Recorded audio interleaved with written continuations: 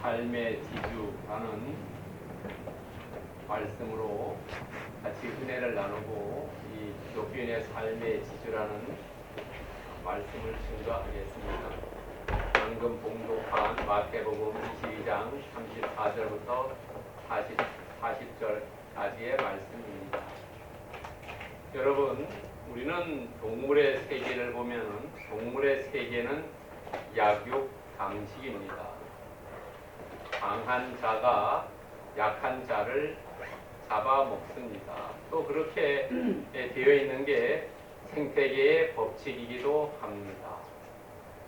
또 그런 법칙 안에서 우리 사람들이 살지만은 사람들은 동물의 세계와 다르게 인간의 세계는 법과 윤리와 도덕과 상식 이런 것들이 있습니다.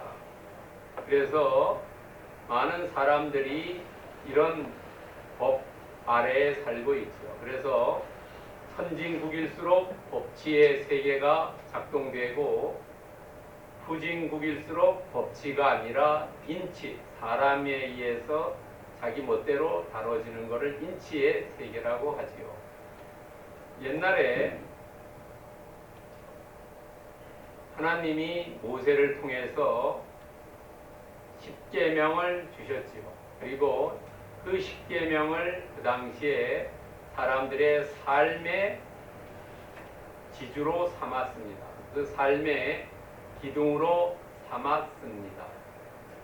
그리고 그 십계명을 10개밖에 안 되는데 이것을 조금 더 세분해서 우리 삶에 더 잘 적용할 수 있게 하는 방법이 무엇냐라고 생각했습니다. 그래서 십계명을 나누었습니다. 어떻게 나누었냐 하면은 613개의 계명으로 나누었습니다. 613개의 계명 중에는 248개는 긍정이고 395개는 부정으로 이루어져 있습니다. 이렇게 그 구약 시대의 그 10계명 613개의 계명이 그 당시에 사람들의 삶을 지탱해 가는 원칙이고 지주고 그 기본이었습니다. 여러분, 이 당시는 이렇게 쭉 내려왔지요. 그 다음에 예수님께서 오늘 말씀하신 그것이 그 당시의 삶의 기둥이었습니다. 그렇다면 오늘 우리의 삶의 지주는 뭐냐 하는 겁니다.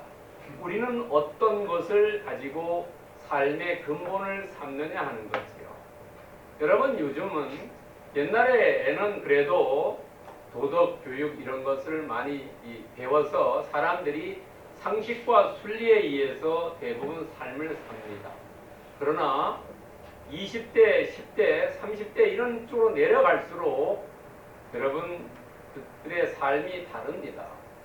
30대, 20대, 10대는 그 사람들은 도덕 교육보다가 지적 교육, 어떻게 하면은 공부를 열심히 해서 좋은 대학을 가고 좋은 직장에 가느냐가 최고의 선입니다.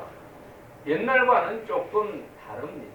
그래서 그것이 삶의 지주가 되었기 때문에 우리나라 사회가 황폐화가 너무나 심하게 되고 인간관계에도 살벌하게 되어가고 있는 것 같습니다. 그러나 우리 크리스찬들은 이 삶의 근본이고 기본이 뭐가 돼야 되냐 하는 거죠. 세상적인 가치도 우리가 추구해야지만 그것보다가 우리가 추구해야 할 가치는 그리스도의 말씀이지. 여러분, 그래서 실제로 우리가 추구해야 될 것은 하나님의 말씀이라는 거죠. 여러분, 시편 119편 105절 잘 아시는 말씀입니다. 주의 말씀은 내 발의 등이요 내 길의 빛이다 하는 거죠. 우리가 세상을 쫓아가다 보면 그 세상의 진리가 상대적이기 때문에 잘못하면은 구렁텅이에 함정에 빠질 수 있죠. 얼마 전까지 우리나라 부동산 시장을 보면 다 상승할 거로 생각했지요. 뭐 4, 5개월 전이지요. 그러나 그것이 급락해가지고 지금 뭐 하락 방향으로 가고 있지요. 누구도 대부분 사람들은 예측을 못했죠. 그것이 뭐냐면은 인간의 진리라는 것은 바뀐다는 거죠. 그러나 하나님의 말씀은 바뀌지 않지요. 그래서 우리는 삶의 지주를 그리스도의 말씀을 삼고 우리가 이 땅에서 삶을 살지 않으면은 지금은 성공인 것 같지만 그것이 실패로 나타날 수 있다는 거죠. 그래서 우리가 지속적인 성공, 지속적인 번영을 누리려면은 주님의 말씀을 나의 지주로 삼고 나의 원칙으로 삼고 내 발의 등이고 내 길의 빛으로 삼지 않으면은 우리는 그런 삶을 살 수가 없다는 겁니다. 여러분 오늘 본문을 보면은 본문에 세 번째 시험이 나옵니다. 처음에는 바리새인 제자들과 헤롯 당원이 예수님에게 세금에 대해서 물었습니다. 그랬을 때 예수님께서 이 사람들을 물리쳤지요. 슬기롭게. 두 번째는 부활에 대해서 사두개인들이 와서 물었습니다. 그랬을 때도 예수님이 지혜롭게 이 사두개인들의 부활을 물리쳤습니다. 그리고 오늘 세 번째 질문을 합니다. 그리고 이 세 번째 질문은 마가복음과 누가복음에도 같이 나옵니다. 이 오늘 세 번째 질문은 율법사라는 사람이 나와서 질문하는데요. 그 질문이 두 단원으로, 두 문맥으로 나눌 수가 있습니다. 질문하는 것이 34절부터 36절에 나오고 예수님께서 그 질문을 듣고 37절에서 40절로 답변을 하십니다. 그런데 우리가 유난히 봐야 될 구절이 39절입니다. 39절에 둘째도 그와 같으니라고 합니다. 둘째도 그와 같다는 것은 하나님 사랑과 이웃 사랑이 이게 쌤이라는 겁니다. 어떤 것이 먼저고 나중이 아니라 두 개가 동등한 가치를 가지고 있다는 겁니다. 그렇다면은 하나님 사랑과 이웃 사랑, 이 사랑이라는 단어가 중복되는데요. 이 사랑이라는 단어는 우리는 한 단어지요. 그런데 헬라어에 보면은 이 사랑이라는 단어는 네 가지의 의미가 있습니다. 다르게 씁니다. 뭐냐 하면 아가페라는 단어는 많이 들어보셨지요. 아가페는 하나님 사랑을 이야기합니다. 그 다음에 가족 간의 사랑은 필리아라고 이야기합니다. 여러분, 필리아라는 단어는 예수님이 부활하신 후에 베드로에게 3번 얘기하죠. 너가 나를 사랑하느냐 할 때 2번은 예수님이 아가페로 물어요. 그러나 베드로가 시원찮게 대답하니까 나중에 예수님께서 필리아로 웃습니다. 그때 베드로가 비로소 필리아로 답을 합니다. 여러분, 우리가 아가페로 묻지 않아요. 그러니까 베드로가 생각했을 때 아가페로 묻으니까 내가 도저히 그렇게는 할 수 없다고 생각했던 거죠. 그 다음에 세 번째는 스트로게라는 것은 이 단어는 성경에는 나오지 않는 것 같습니다. 이 친구 사랑입니다. 우정입니다. 네 번째는 에로스입니다. 우리는 아가페와 에로스는 많이 듣고 많이 알고 있는 단어죠. 그런데 오늘 사랑이라는 단어를 예수님께서 명령어로 말씀하십니다. 37절과 39절에 사랑해라 라는 명령어입니다. 이 사랑해라는 명령어는 아가페세이스입니다. 아가페세이스. 명령입니다. 그러니까 우리가 사랑하는 것은 하나님을 사랑하고 이웃 사랑하는 것은 뭐 내가 하고 싶어 하는 게 아니라 하나님께서 우리에게 주신 명령이라는 거죠. 계명이라는 거죠. 이것이 우리가 반드시 해야 되는 이야기입니다.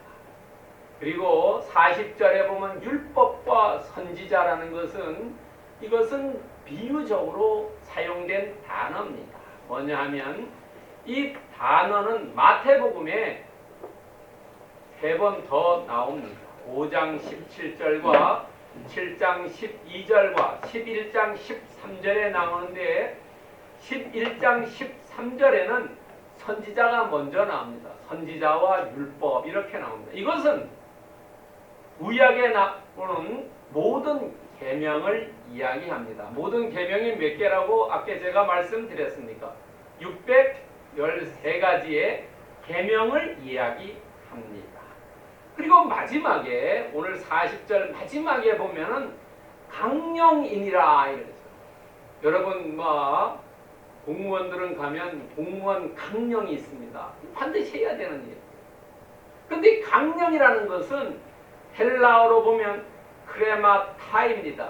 이 원래 이 뜻은 이 강령보다는 한글판 다른 성경에 보면은 달려있다, 매달려있다, 나온 것이다 이렇게 번역했습니다. 이것은 무슨 말이냐면 하나님 사랑과 이웃 사랑에게 613개의 계명이 달려있다는 겁니다. 613개의 계명이 하나, 그 중에 핵심을 잡으면은 하나님 사랑과 이웃 사랑 거기에 613개의 계명이 달려있다는 의미입니다. 강령하고는 조금 이야기가 다르죠. 우리가 뭘 걸어놓으면은 옷걸이 있으면 옷을 걸어놓으면 거기에 한 개만 걷는 게 아니라 여러 옷을 걸 수도 있죠. 그 옷걸이 같은 역할을 합니다. 그것이 바로 크레마 타입입니다. 자, 오늘 기독교인의 삶의 지주, 기독교인은 삶의 원칙을 어디에 두어야 하느냐.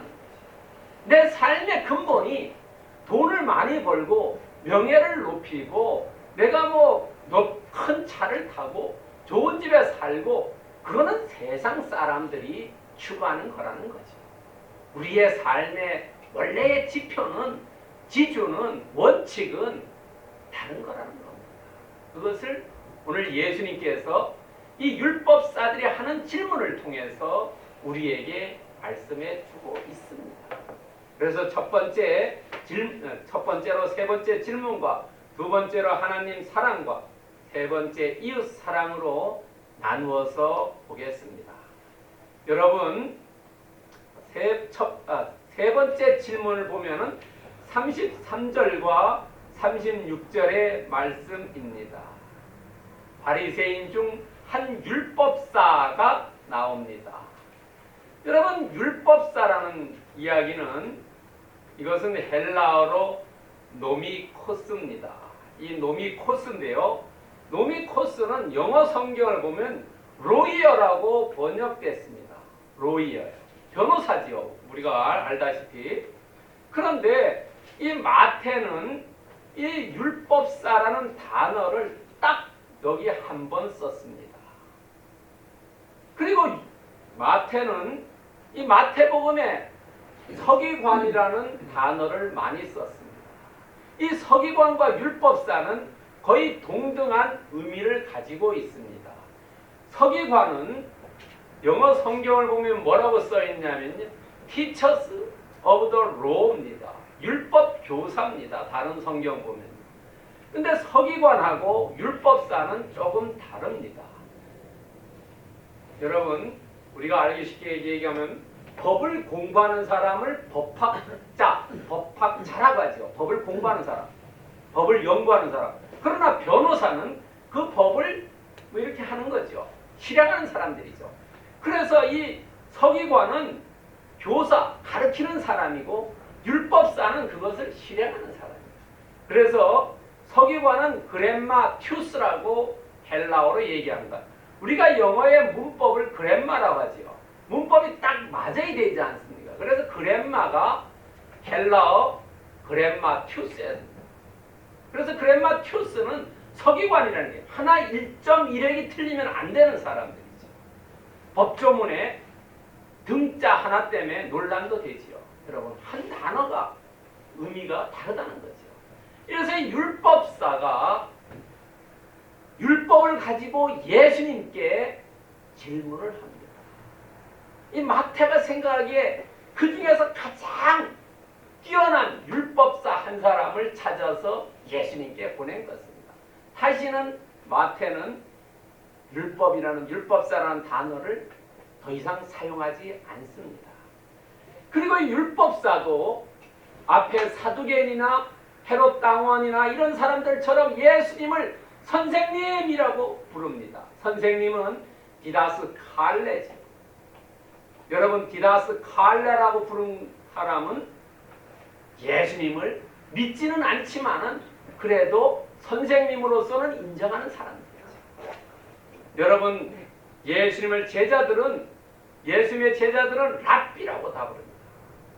그런데 디다스 칼레라고 부릅니다. 우리가 사람들을 부를 때 정확한 존칭을 불러야 되죠. 정확한 명칭을 불러야 되죠.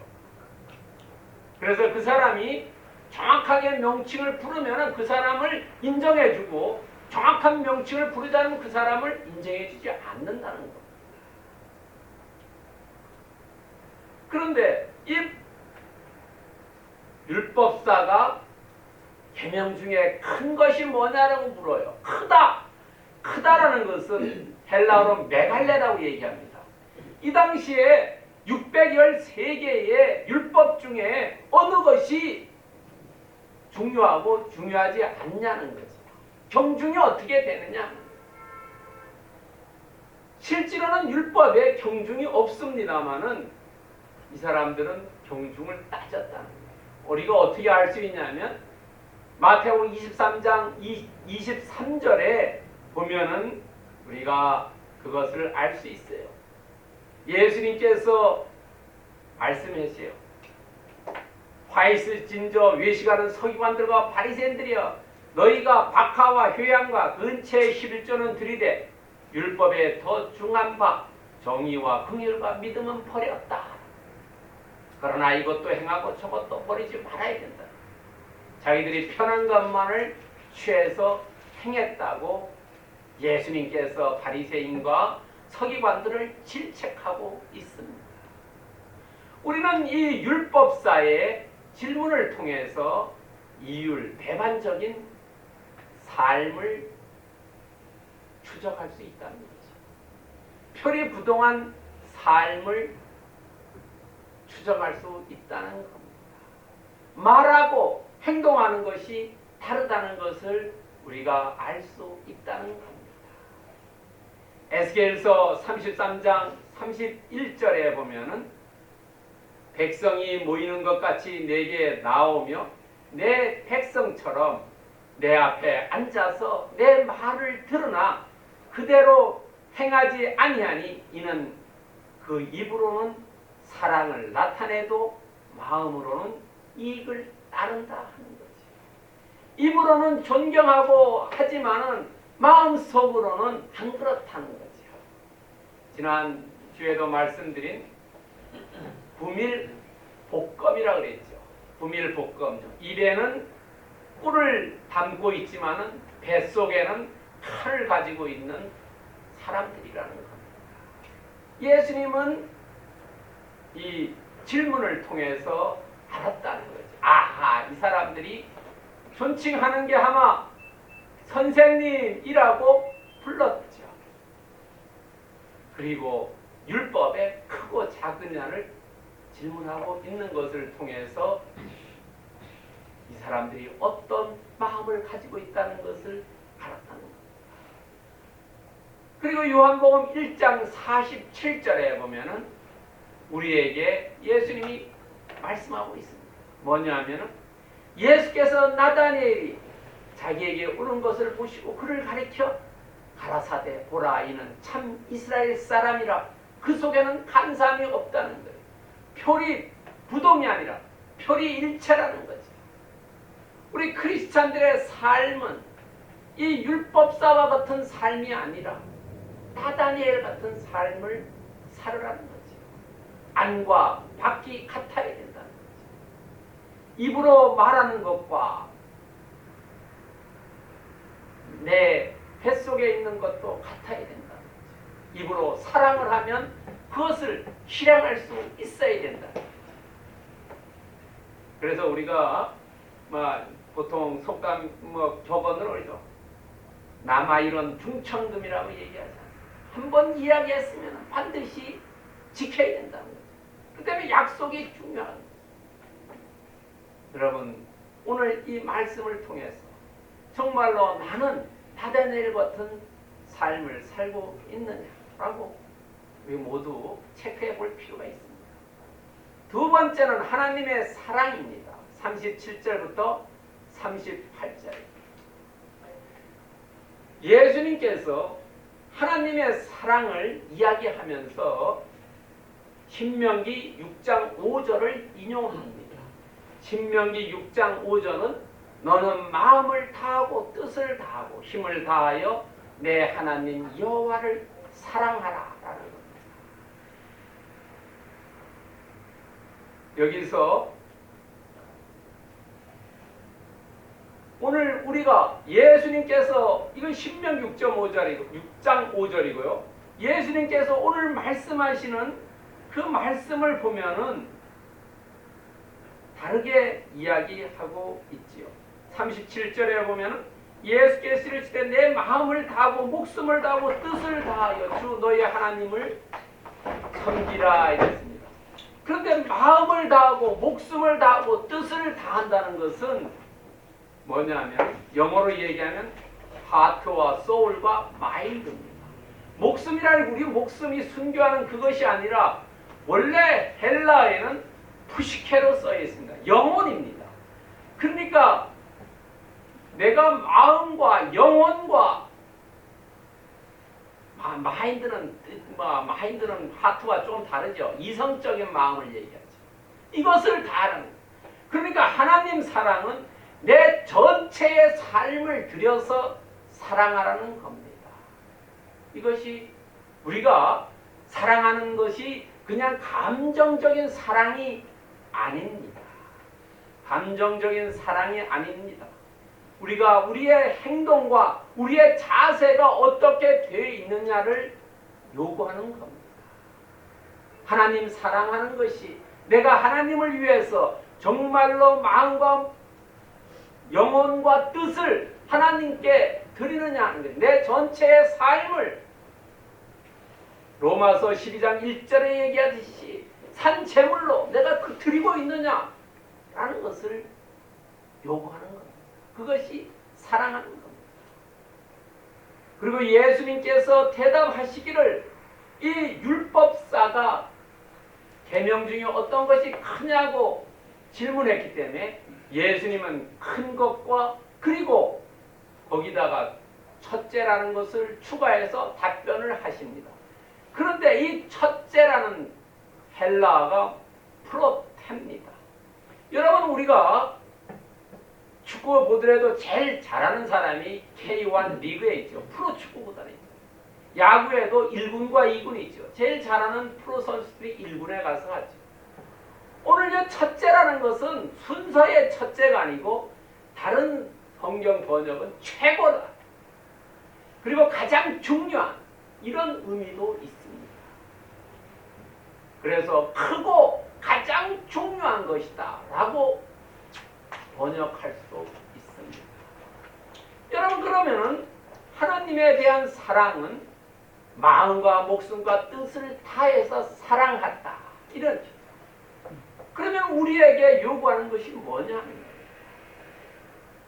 정말로 내가 그냥 속에 마음은 없는데 그냥 하는 건지 내가 자원하지 않고 다른 사람이 하라니까 억지로 하는 건지 여기서 하나님 사랑은 내가 마음에 우러나오는 경유함과 순종과 헌신을 이야기한다는 거지. 내가 자원해서 내 마음속에서 우러났어. 여러분 젊을 때 사랑할 때에 청춘 남녀에 있을 때는 어떻습니까? 내 간까지 빼어줄 수 있는 그런 것을 내가 우러나왔어. 마음속에서 우러나와서 순교하는 것이 타인에게 순교하는 게 아니죠. 내가 우러나와서 정말 그리스도를 사랑했기 때문에 순교할 수 있다. 여러분 요한 1서 5장 3절에 보면은 그런 마음에서 우러나온 경외와 순종과 헌신은 뭐냐 하는 것. 요한 1서 5장 3절에 보면 하나님을 사랑하는 것은 이것이니 우리가 그의 계명을 지키는 거다. 예수님의 말씀을 지키는 거다. 예수님께서도 요한 14장 15절에 보면 너희가 나를 사랑하면 나의 계명을 지킨다. 여러분, 자녀가 말을 듣는지 안 듣는지 알려면 부모를 존경하고 사랑하는지 않으려면 열심히 게임하다가 핸드폰 게임하다가 밥 먹으러 오라 했을 때 아이 게임하는데 조금 이따가 하겠습니다. 부모를 존경하지 않는다. 즉시 알겠습니다 하고 즉시 가면은 부모를 존경하고 사랑한다. 우리가 예수님을 사랑한다는 것은 그의 계명을 지키려고 발버둥 치는 것.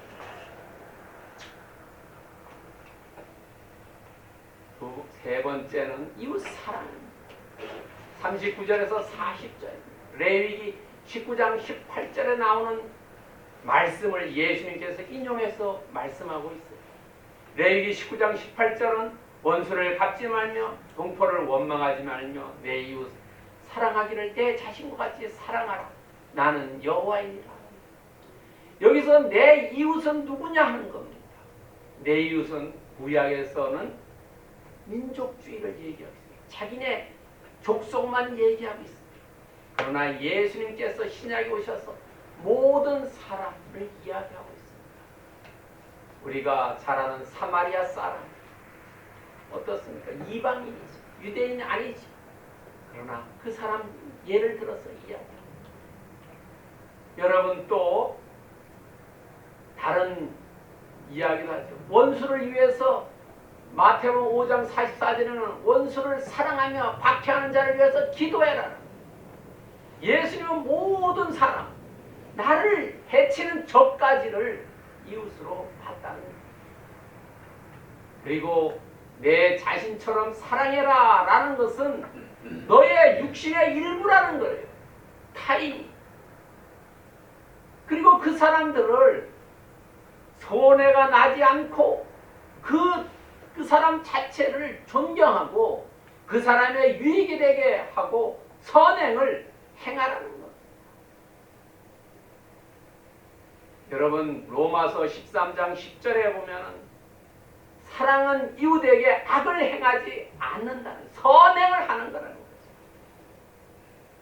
그리고 갈라디아서 6장 10절에 보면은 우리는 기회 있는 대로 모든 이들에게 착한 일을 해요. 우리가 내가 하고 싶어하고 하고 싶지 않아서 하니까 내가 기회만 주어지면은 내가 조건만 주어지면은 이웃에게 정말로 유익과 선행을 행해야 된다. 이것이 이웃 사랑이라는 거죠.